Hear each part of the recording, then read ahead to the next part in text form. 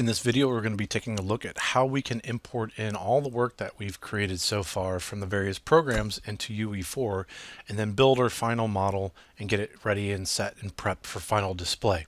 So let's go ahead and get started.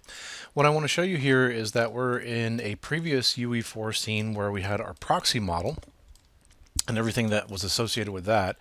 I want to show you how it's possible that you could have been working with a proxy and laid it out in an environment, and when we import our work in, it could be really simple for us to replace the proxy objects with the final. So in this project, what I've made is a proxy folder, and what I want to add to this is I'm just going to say add new folder, and I'm going to call this final model, like this. So you could name this whatever you want, but I'm going to go ahead and do this in here. I like to keep things pretty organized. So in this final model, I'm going to go ahead and right click and say new folder, and I'll call this meshes. I'll right click, say new folder. I'll call this materials, and I'll right click, new folder, call this textures. So we might be able to do blueprints and things like that later, but you could always add this at a later time. So I'm going to go to the meshes, double click and go in here, and I'm going to right click and I'm going to say import game final model into this area. Just like this, we should get a dialog box that's going to help us navigate to where we need to be. So I've gone ahead and navigated to my FBX folder. I like to keep everything nice and organized and make sure that things stay in a predictable area. So that way when we get this pipeline established and set up, it's really easy to set up this workflow where you can replace your models and your textures and it'll update fairly seamlessly. So what I've got is this canon_gameres.fbx. If you remember from earlier versions, we had a different version that had cameras. I don't need any kind of camera data. So I'm going to go ahead and hit OK with this. And then I want to go ahead and take a look at all the different settings that we have for this. So if we were to open up the mesh area within here, you could tell it to combine meshes, and this will allow you to, if the FBX had a bunch of separate models in Maya and you exported that out, it would keep them separate unless you check this. So I want to check this and I want to make this into one model. The other thing is if you go to the bottom with materials and textures, you can tell it to import materials and textures that were maybe embedded within the file. So I'm just going to tell it to do not create material like this. Tell it to not import textures. I just don't want those options. Okay, so I'm just going to go ahead and import this in like this, and this should give us our Canon model. I'm going to double click it and take a look at the model and zoom in. So nothing should be too crazy with what we're taking a look at here. If you hold down L, you can click and drag and move your light source around. If everything came over correctly, we should have one material on this object like this. I'm going to go ahead and hit save like this. We can close this down after this. If you want to check your UVs also, you could check your UVs. One thing I didn't mention is it's possible to have on import, you could tell it to generate a light map UV set. Now I don't have any overlapping UVs on this, so everything should bake okay with the UVs that I have. But if you have overlapping UVs and things like that, you'll want to have UE4 generate UV data for you for your light maps. So it's just something to keep in mind. So what I've got here with this model, I could just click and drag the model out, and you can see what we got here. If we tap W, E, and R, that's going to give us our movement, rotate, and scale. And if I wanted to rotate this 90 degrees, kind of like what we have here, we could do that. So the other thing, what I was telling you is if we have proxy objects and we want to replace that with these models, we can select the various models that we have. And I'll just select this here within the content browser, right click on here, and I'll say replace selected actors with, and call it this Canon GameRes. So at that point, we've just updated all the different proxy objects that we had, and we've replaced it with our final models.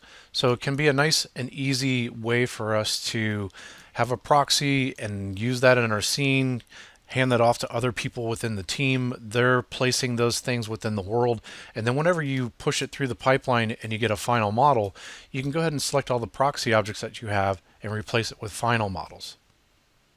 Okay, the next thing we're going to do is import our textures in. So I'm just going to go to the texture folder that we just made. Same thing, right click, say import game final model textures. Let it go ahead and navigate to where that sits. I put mine in here for the export folder, just what we looked at before. I don't need the emissive. There wasn't actually anything with the emissive, so I can hold down control and select the base color, the normal, and then I've got the roughness with metallic and occlusion. So let's go ahead and hit open for that. And it might take just a little bit of time to import the textures in. Okay, the textures are imported in. We can take a look at each one of them by double clicking in it and then taking a look here. For the color, I want that to be set to sRGB. It automatically should recognize that it's a normal map and turn sRGB off for that. Then for these maps here, these are going to be masked, so I don't want sRGB turned on for these textures, so I'll just go ahead and click that off and make sure that that's turned off, and that will put the black and white maps into linear space for those maps. So that's actually important to get the right kind of values that you're looking for what you see inside a substance and have that translate over. So don't forget that step. After that's done, go ahead and hit save for each one of these textures like this. And then after that's done, the next step is for us to go ahead and make a material. So I'm just going to go ahead and close this texture window down. And I'm going to go to the materials area. I'm going to right click and I'm going to say new material right here like this. And I'll call this M for material underscore Canon underscore game model. Let's just say that, right? So let's double click on here and this will open up the material graph editor.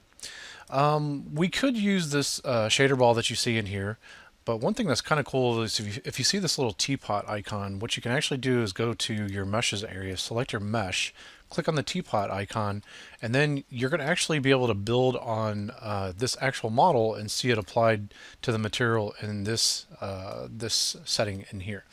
So we can rotate around the model just like we would in the viewport. We can middle mouse drag to pan and then right click and drag to zoom. You can do the middle mouse wheel. So all the controls that you're used to inside of Unreal. So I'm just going to try to get this kind of framed up just a little better. And again, you can hold down L and then click and drag and you can move around the lighting direction within here. So really simple.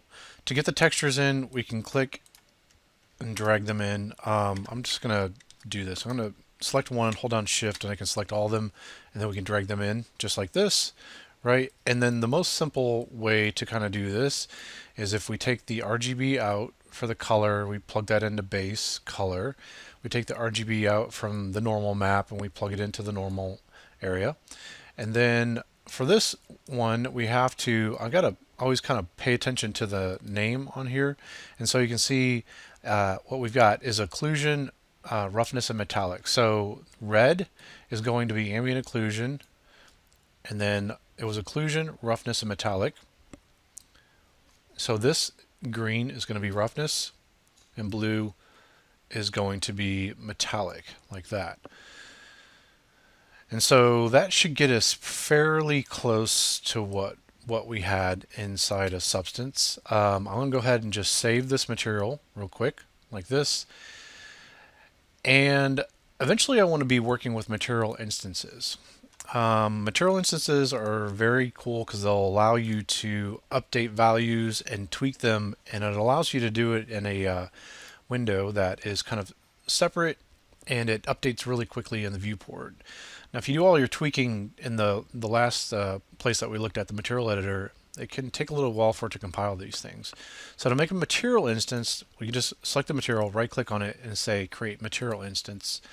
And it should add an underscore inst at the end of it. So I'm just going to leave that like that. If you double click on it, you can see it's just going to kind of pare this thing down, and there's not going to be any real options to kind of play with right now, because we have to set up the parent material to have parameters so we can change them in the material instance. So this will make a little bit more sense in just a little bit. What I really want to do right now, I just want to create this material instance, and I'm going to go to my meshes and I'm going to double click on this. And then I'm going to replace this default UE4 material with this material instance. So if I click and drag that out to here, it'll assign it to the model.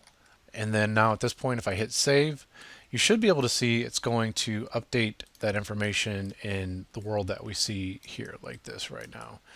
So everything feels kind of dark. I'm going to show you a little bit later how we can work on lighting and get that kind of set up. But for the meantime, I'm just going to go, this is one of UE4's kind of default scenes, so it didn't really do a whole lot with this. But I'm going to set this light source to movable to get rid of that preview shadow. And then with skylight, I might take this and set this to movable. And then at that point, if I want to increase the intensity on this thing, I'm going to go ahead and so I'm just going to go right here to this intensity scale, and I'll put this at 2. And that's going to brighten up the overall ambience of the entire world. That might be pretty strong. This scene does have a post-process volume in here.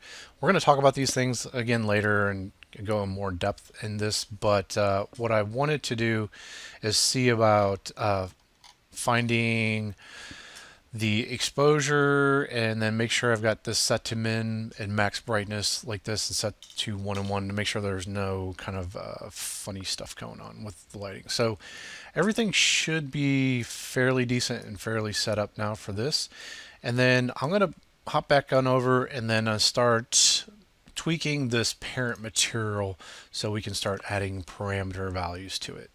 Okay, now that we have this in the material graph, one thing I was going to show you is that I think could be kind of interesting is we could add another multiply node. So if you hold down M and click, this will give you multiply. You can right click and search for multiply as well.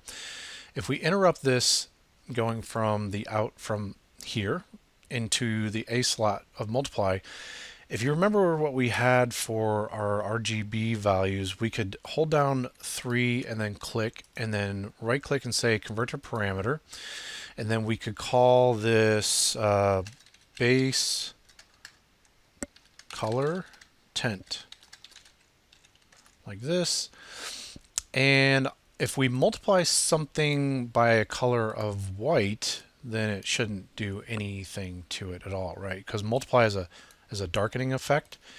So I'm just going to plug this in here like this. I want to make sure that I actually changed this value. Okay, just want to check, make sure.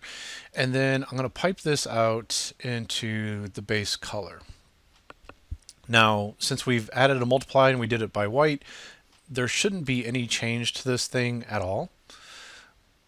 But once this is set up, let's go to the material instance. Let's take a look at this now. We'll do base color tint, and if I get this, I can start to add red to it, and I could tint it within here for red, like that. If we put a shit around the color wheel, we could tint it towards a blue, green, you name it, right? So that's pretty interesting, right? If I come back here, I'm going to show you this. We are able to multiply and darken it by a tint. What we could also do is we could lighten something as well. So I'm going to push this over here like this. And then I'm going to do an add node. If you hold on A and click, you can do add, or you can right click and search for it. We'll interrupt this here, go to the A slot of this. And then if we've got any of these set up, we can copy them. I'm going to hit copy and then paste and make sure we change the name of this. Let's see, base color tint light. Let's call this one base color tint dark.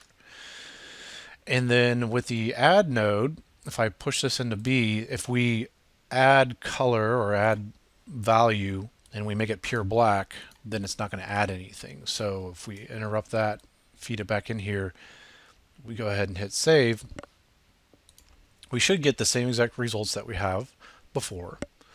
Nothing should change. And then now if we go into the material instance, we've got something to kind of play around with where we could tint this towards, let's say, maybe like an orange or something like that, right? So now you can see with one, we were able to do a darkening effect. And if I push this to, let's say, like a purple, like this, we're now getting a mixture of the two. So if I put this tint back to black, that's basically kind of resetting it. And if I put this one back to white, we're resetting that. Now if I want to kind of just use one, then I leave the one at the default thing where it doesn't change any kind of value for us. And then I can start to push this. So you can see how it's definitely going to lighten the thing. If I do pure red, this is what it's going to do. So it can give you some maybe odd results. I might suggest using this kind of very sparingly. So I'm going to kind of just push this back down in here like this, right there. So I'm just going to actually get rid of any information for that. So it at least sits there for you. So now we've given ourselves some ability to lighten the overall texture with the texture itself. We've given ourselves the ability to tint or make something darker with a multiply, and then lighten something up with a color value, and doing that with another color value as well. Okay, so the other thing, let's take a look at this here. One other thing I think I could show you that's somewhat kind of easy to kind of grasp and think about is a linear interpolation node. If you're used to Photoshop, and if you think about slot A and B as layers, A could sit over the top of B, and this could be a layer. And then in Photoshop, you have, for a layer, you have opacity of a layer. And so the alpha could be treated as that.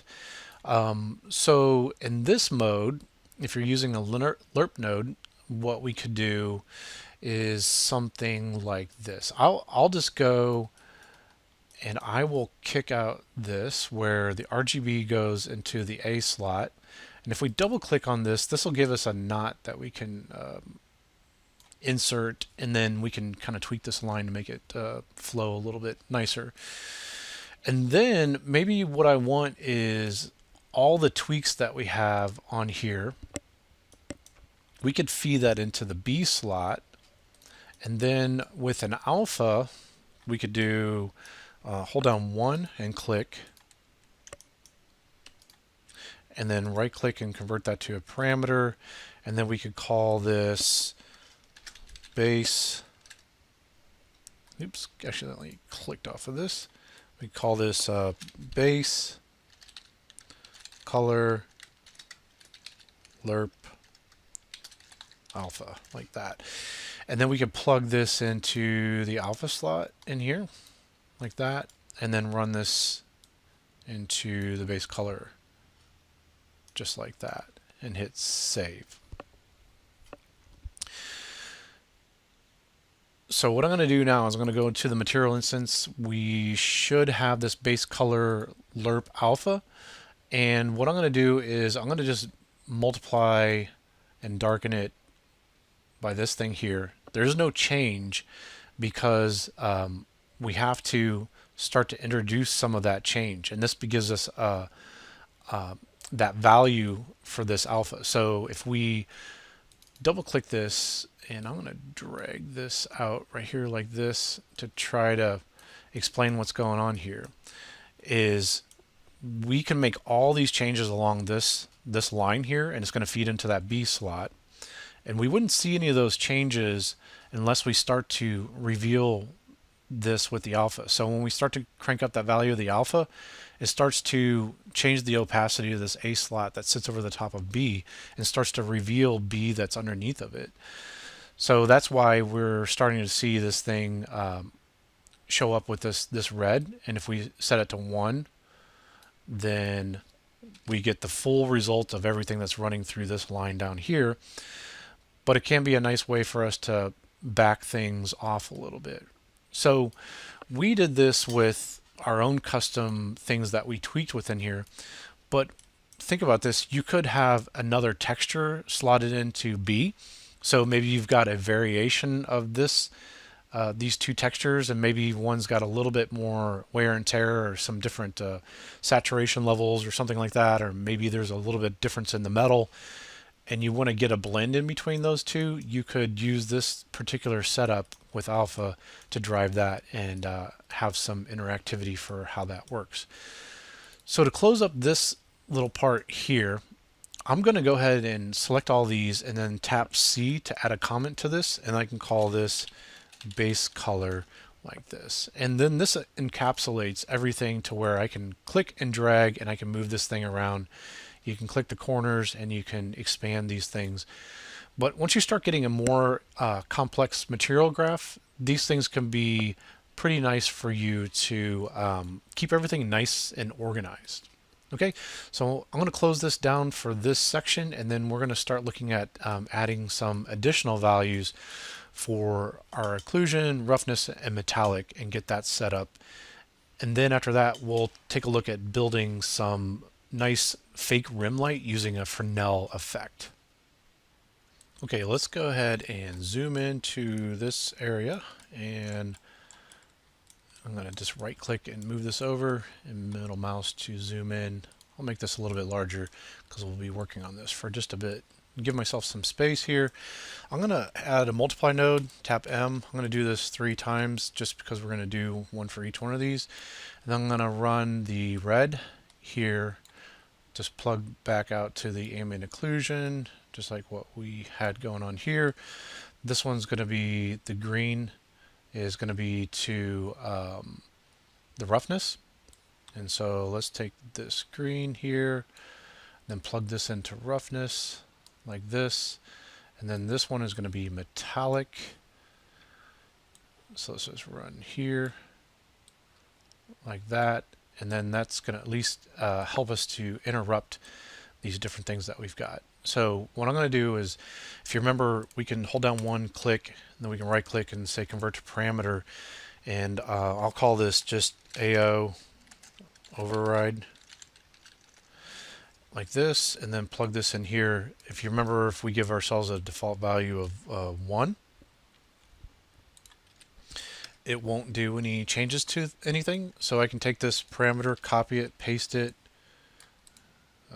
Accidentally grab that. Let's just move this up here like this, and then I'll paste another one, and I'll put this up here. So I'm going to call this one metallic override like that, and then plug this in here, and then plug this one in here, and let's just not forget to rename it. So this one is roughness override like that. And then we could take this thing here, and I know it's kind of messy the way that it's kind of set up with the wires kind of crossing and everything, but that's just kind of like a function of where these are plugging into.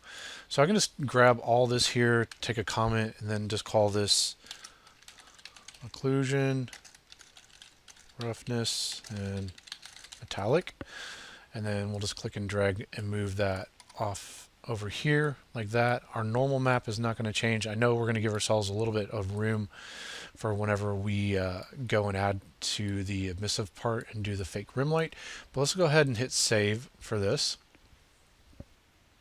And let's go ahead and pull this down just a little bit so we can kind of see a little bit better. We'll go here, and we want to make sure we turn on our AO override, and then we've got our metallic override and our roughness override. And now we can kind of start playing around with that. What I did also was just take the base color lerp and put that down to 0, just so we can squash any of those color changes and value changes that we made before. So the one thing I did notice is that this AO override doesn't appear to be doing anything, and after doing a little bit of investigation, it seems like this method of AO is kind of changed. So in just a little bit, I'm going to show you a way that we can multiply darkness into the color map, and then we should be able to see changes that way. So I'm just going to leave that alone for right now.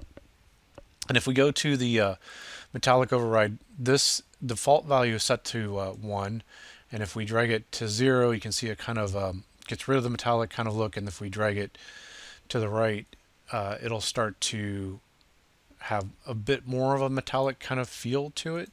So anytime we want to get back to the default values, we can just click these little reset icons.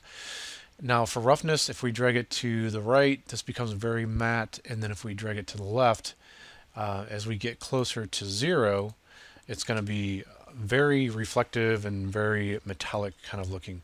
So we can offset that by dragging this metallic override this way, and if we drag it this direction, it's going to get a lot of saturation. So we're definitely getting some funky results, and I'm not exactly suggesting this is what you should be doing for your values. It's just showing you that you have the ability to kind of tweak some of these things.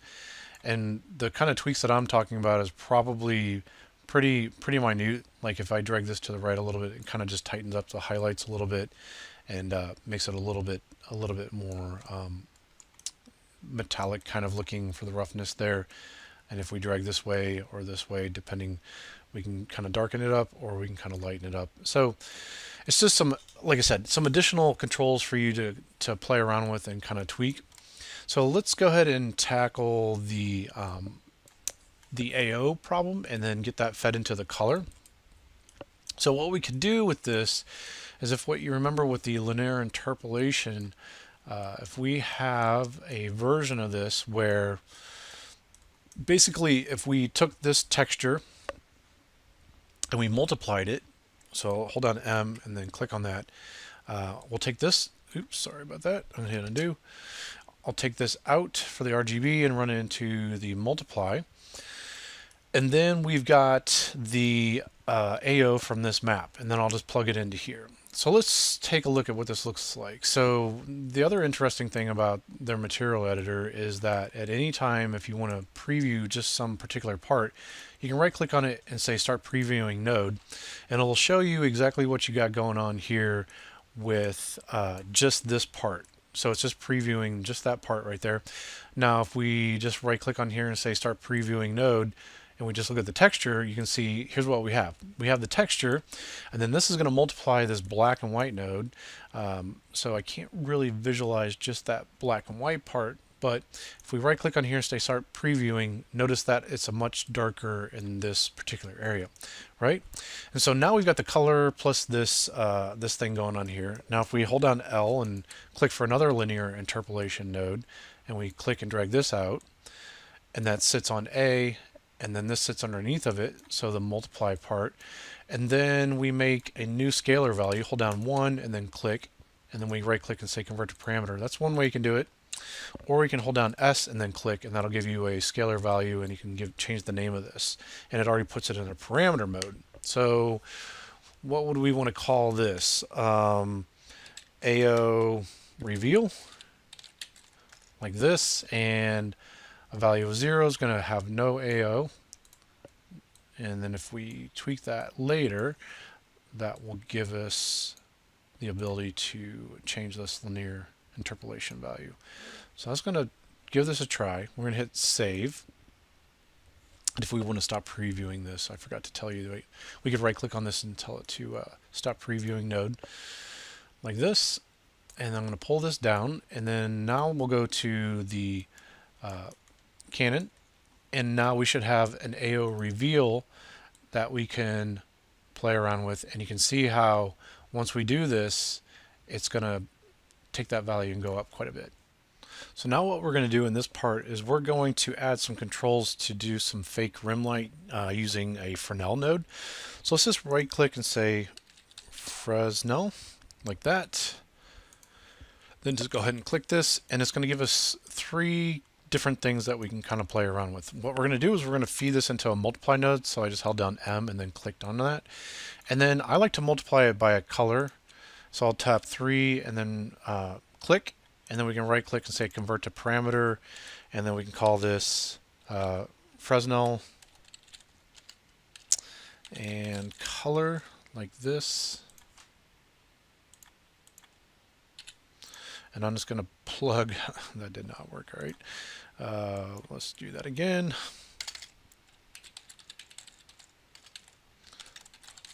like there. And then I'm going to plug the RGB into the B slot of this, and then we can do this for the material graph. If something exists pretty far away, you can right click on this and connect it to something. So I'm going to connect it to the emissive color.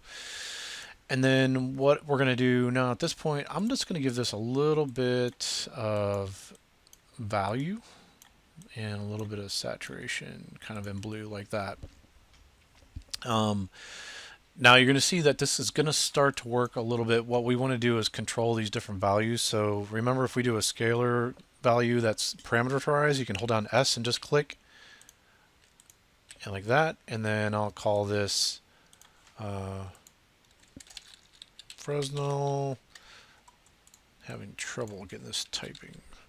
Fresnel.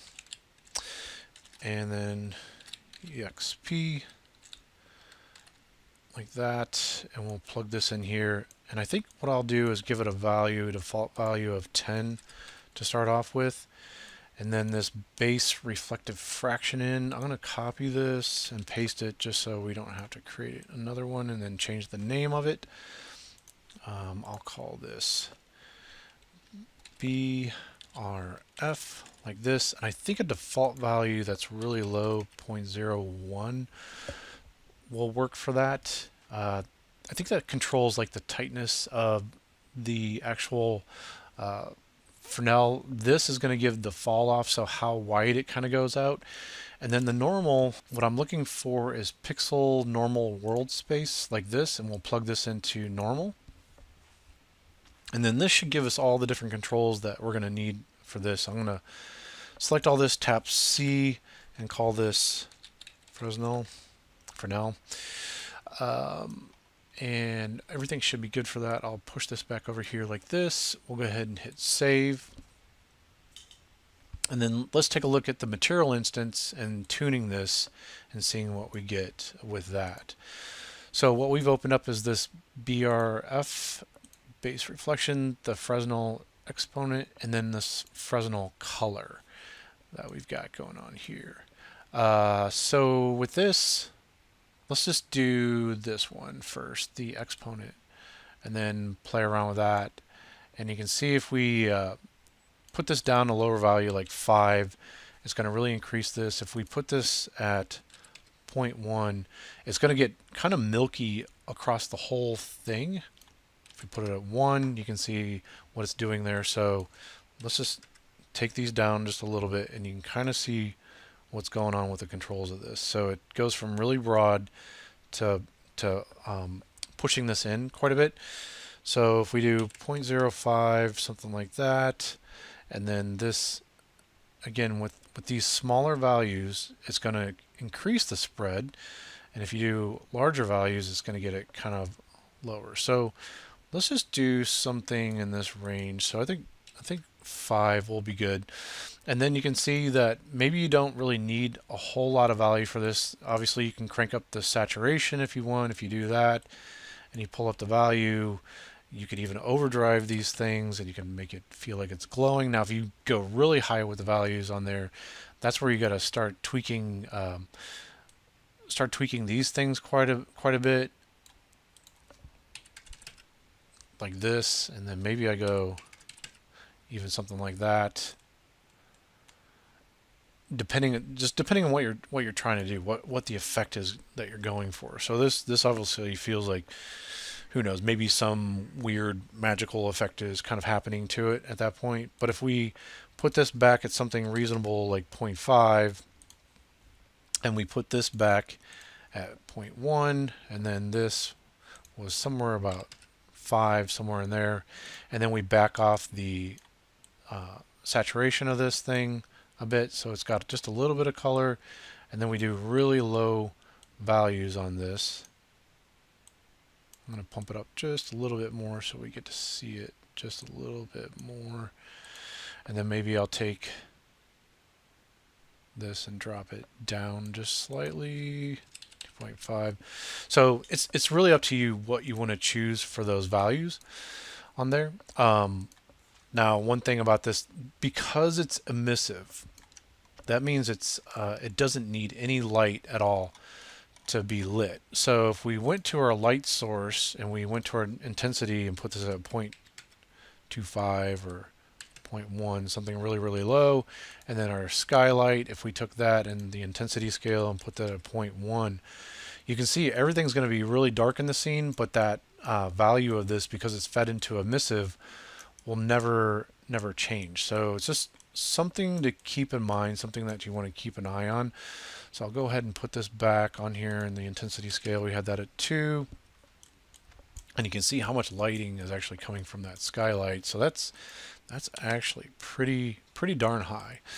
If we go to our directional light, let's put that at 5. Let's go 4, somewhere in there. So that seems to be pretty darn bright. Maybe a bit too bright. So maybe we go down to 3, something like that. And then if we have too much darks in there, we can go back to the skylight and we can do 1.5 for that in there. So that's going to do it for this section for getting everything set up. I think, like, what I would like to tell you about this material that we set up, it's probably overkill. I just wanted to show you that there are different options for you to overdrive this and kind of tweak it in a way.